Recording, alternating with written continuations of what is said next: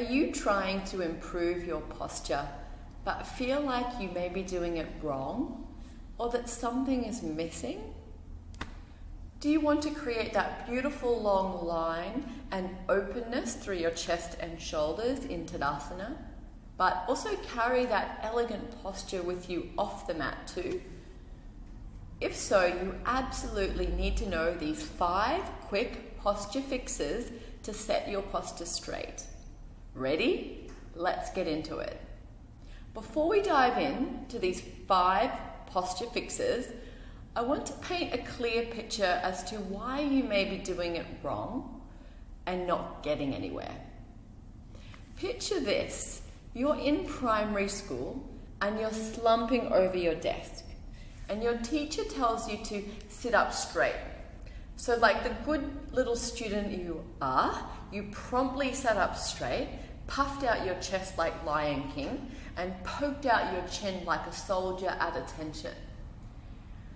This is exactly what this posture is called, military posture. And although it is a taller and straighter posture than being slumped over your desk, it is in fact a misalignment in the other direction.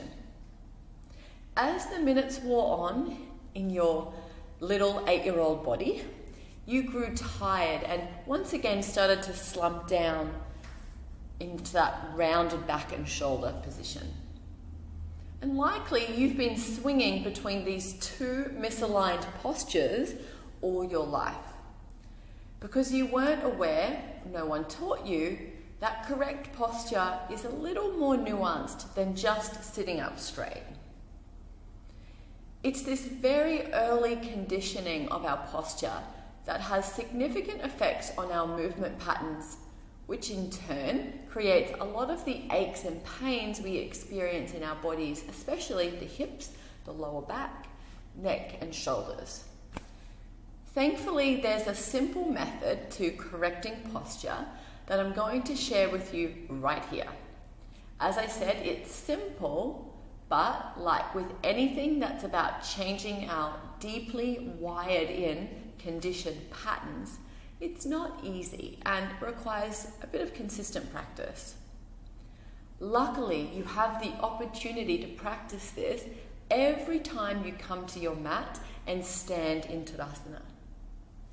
These 5 quick fixes will form the foundation for all of your movement and will ultimately transform your posture and your movement potential on and off the mat. I call this method the 5 key elements of alignment. It's best to first learn these 5 postural cues, laying down on your back with your knees bent and your feet flat on the floor. This gives you valuable feedback about your position in space and helps you to know if your alignment is correct.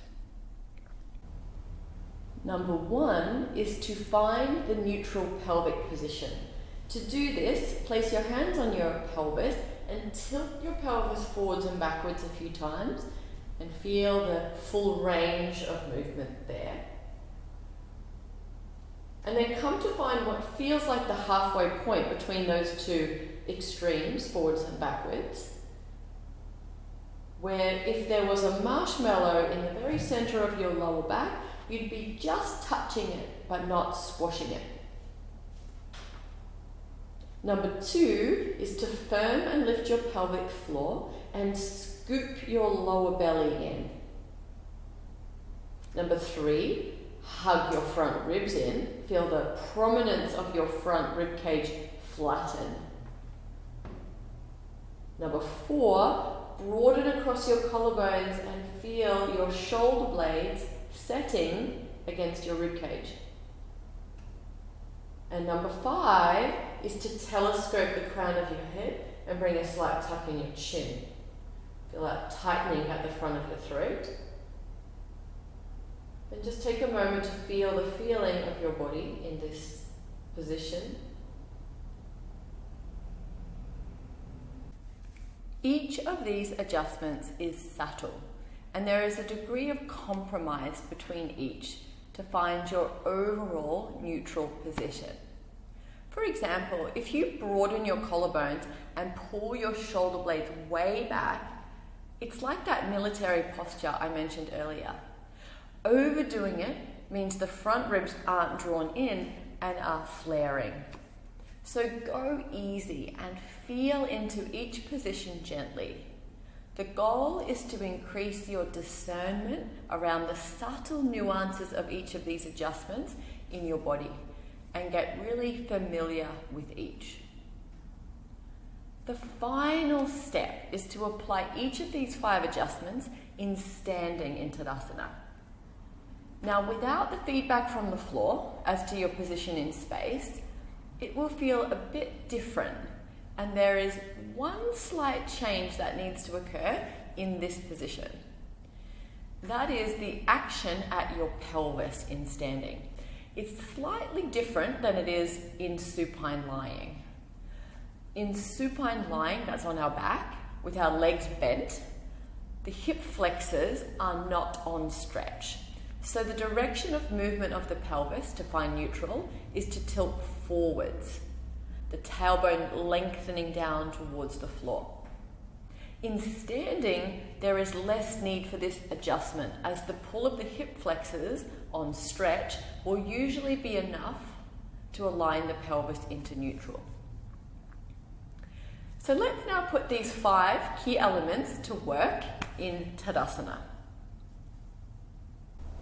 Press your feet firmly down and get a rebound engagement in your legs, lifting all the way up into your pelvic floor.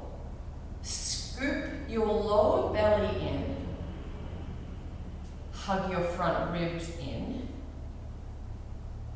broaden across your collarbones, and telescope through the crown of your head. Bring a slight tuck to your chin. When you can feel all 5 of these postural cues in your body at once, you're on your way to your most balanced and beautiful Tadasana, which not only looks elegant, beautiful, and oozes confidence, it's also the foundation of good movement patterns that will support healthy, happy hips, as well as lower back, neck, and shoulder joints for that matter. If you're feeling inspired to keep working on improving your posture and up-level your movement potential on the mat, check out my Instagram account at Kathy's Yoga Journal, where I share more tips and posture hacks. I'm here to support your highest movement potential. Namaste.